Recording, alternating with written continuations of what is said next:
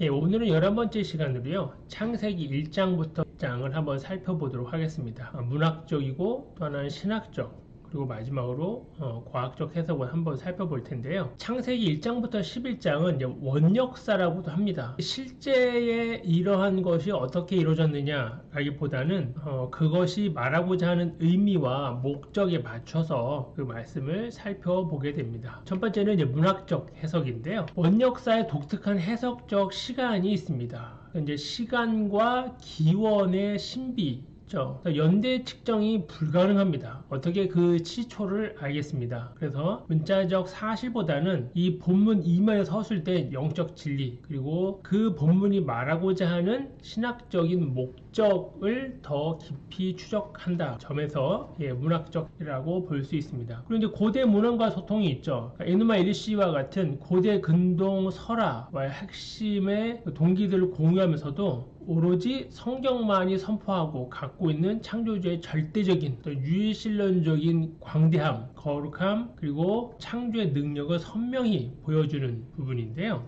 해석을 한마디로 본다고 하면 말씀 한마디로 혼돈을 이기고 온전한 질서를 세운 창조주의 이야기다 라고 볼 수 있는데요. 혼돈에서 질서죠. 그래서 창조 이전의 무질서의 상태를 생명이 역동하고 숨쉬는 거룩한 경계의 공간으로 바꿔갑니다. 그래서 이전에 보면 제어되지 않는 어떤 무질서가 있죠. 모든 것이 다 혼돈합니다. 그런데 그것을 물과 땅으로 나누는, 그러면서 거기에 생명을 창조하는 준비가 시작이 됩니다. 또 마찬가지로 완전함에서 생명이 자라날 수 있는 것이 됩니다. 1장에서 두드러지게 나타나는 특징은 신이 하나님이 이르시되 있으라 하니 있고, 그리고 보시기에 좋다. 하나님이 무엇을 부르고 무엇을 뭐라고 부른다. 그리고 아침이 되고 저녁이 되니 이는 어떤 날이다 라고 하는 거죠. 그래서 무엇이든지 계속 좋았다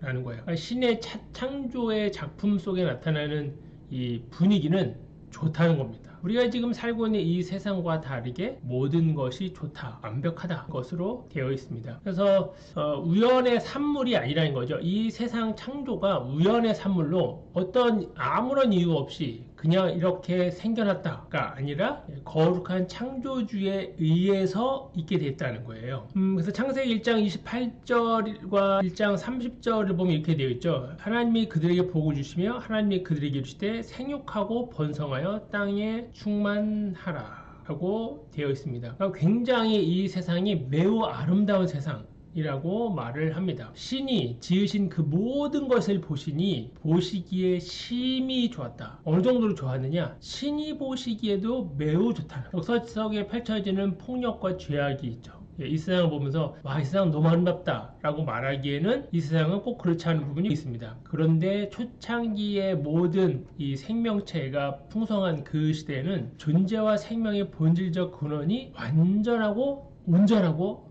선하다, 매우 좋다 하는 것을 입증하고 선포합니다. 자, 그렇게 되면 이제 문화적 사명과 상생의 생태계가 있어요. 이렇게 좋아, 너무너무 좋아. 그럼 이 땅에서 어떻게 되겠습니까? 생육하고 번성해서 땅을 정복해라.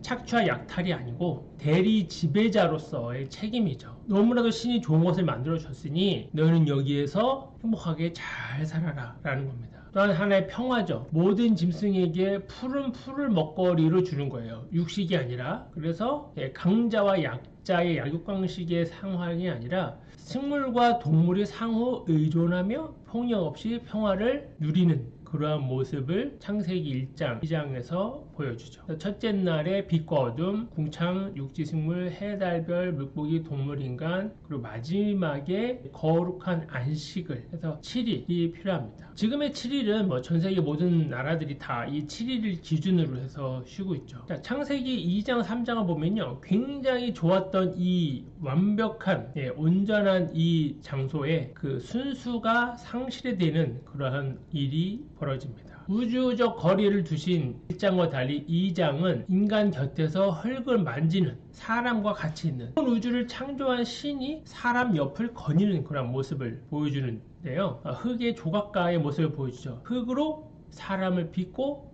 숨결을 불어넣어서 생명으로 만들어냅니다. 그러니까 무생물에서 생명으로 그다음에 동살의 농부, 경작할 인간을 기다리며 에덴을 일구는 그러한 모습도 보여주고요. 그리고 동반자를 창조해 줍니다. 너 혼자 사는 것이 외로워 보이니 그 아담, 이 흙에서 다시 또 새로운 참된 배필을 만들어 주는 거죠. 부끄러움이 없는 순수한 행복입니다.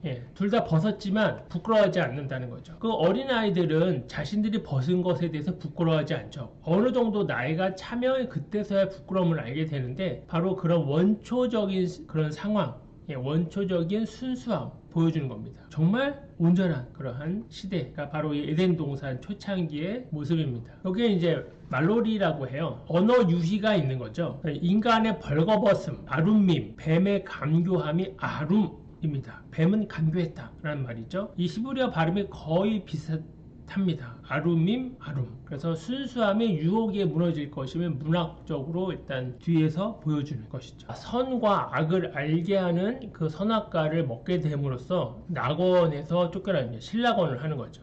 오리게네스라고 하는 교부 2세기의 교부는 이런 얘기를 합니다. 지식을 가진 인간이 첫째, 둘째, 셋째 날 이렇게 아침이 되고 해와 달 없이도 존재할 수 있었다는 것을 믿을 수 있겠는가? 라는 거예요. 우리가 첫째 날이라고 부르는 그날이 과연 하늘 없이 존재할 수 있었을까? 그래서 오리게네스 이렇게 얘기합니다. 나는 이것들이 비유임을 추호도 의심하지 않는다. 이 표현들은 실제 사건이 아니라 역사적 유사성을 통해 어떤 신비를 드러내준다.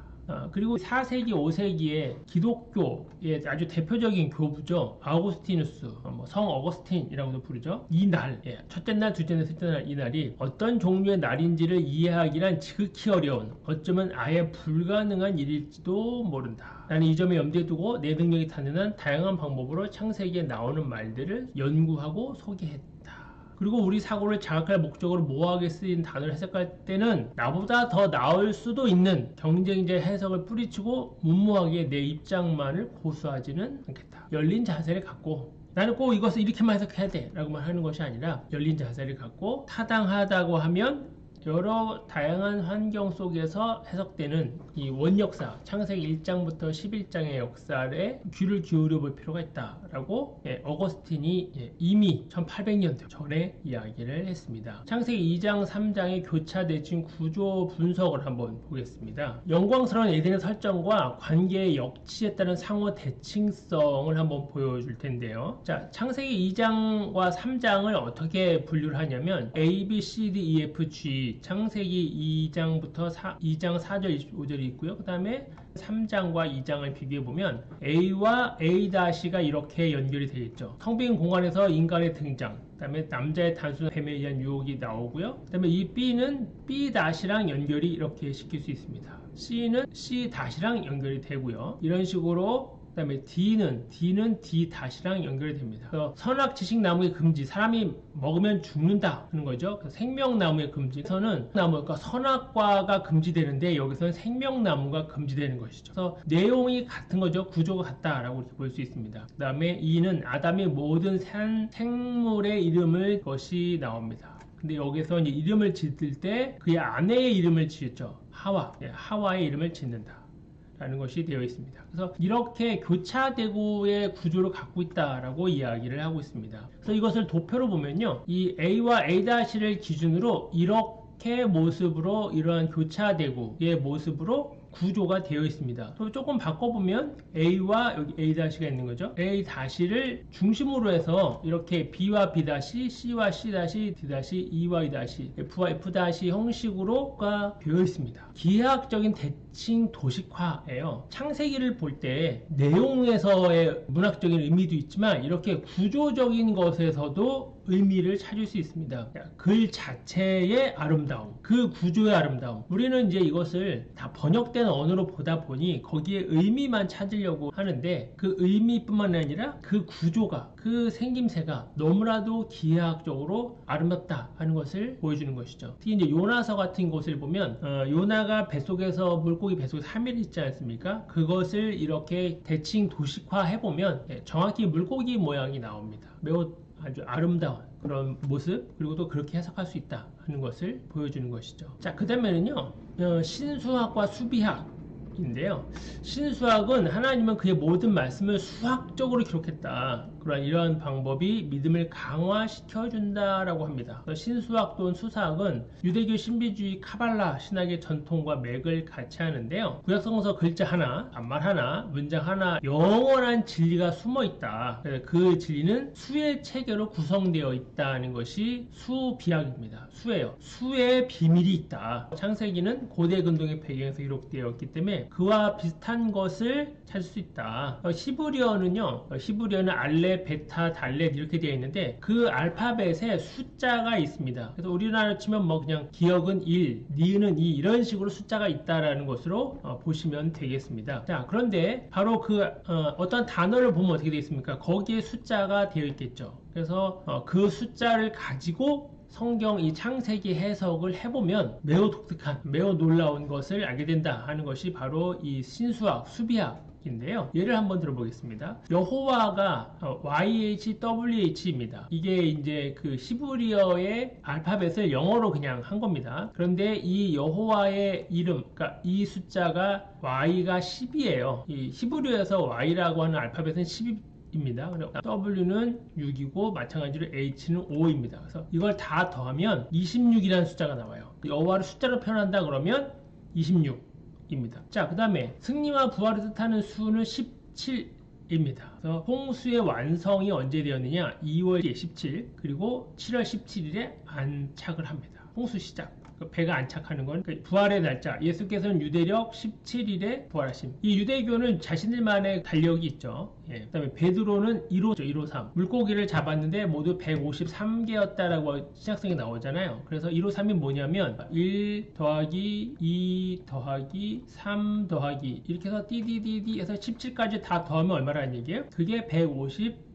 기가 막히지 않습니까? 매우 그럴듯한 그러한 해석입니다. 더 놀라운 것은요, 이제 족장들의 나이를 한번 계산을 해본 겁니다. 그래서 자, 아브라함, 이삭, 야곱, 요셉이 나오는데요.